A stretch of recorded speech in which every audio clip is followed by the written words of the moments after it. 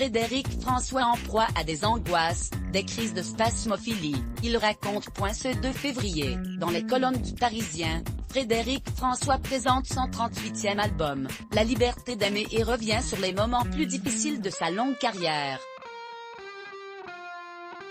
À 70 ans, il a vendu 40 millions de disques au cours de sa carrière. Cette année, après avoir enregistré pendant les confinements, Frédéric François sort son 38e album dans les bacs.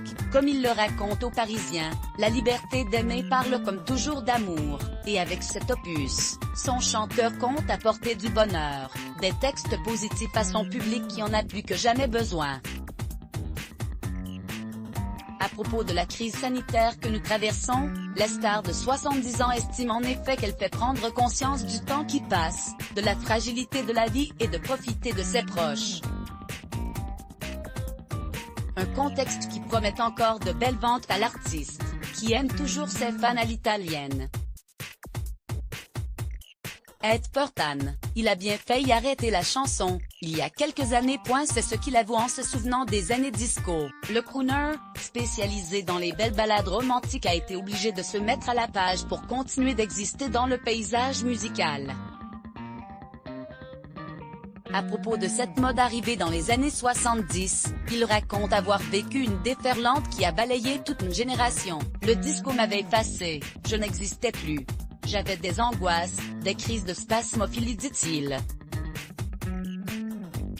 Son retour, Frédéric François le doit à une fan, vendeuse de disques au Luxembourg, révèle le Parisien. Il confie, elle m'a dit en me montrant la pochette d'un tube allemand: vous devriez chanter cette chanson-là. J'ai acheté le disque pour lui faire plaisir, c'est comme ça qu'est né Adios à mort, qui sera vendu à 700 000 exemplaires.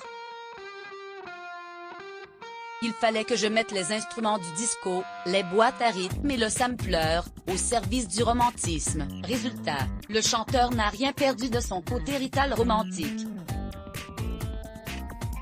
Un virage qui l'assume, en expliquant « J'ai épousé l'air du temps, je joue avec les sons pour rester dans le coup ». Résultat, le succès de Frédéric François ne s'est jamais démenti à travers les âges.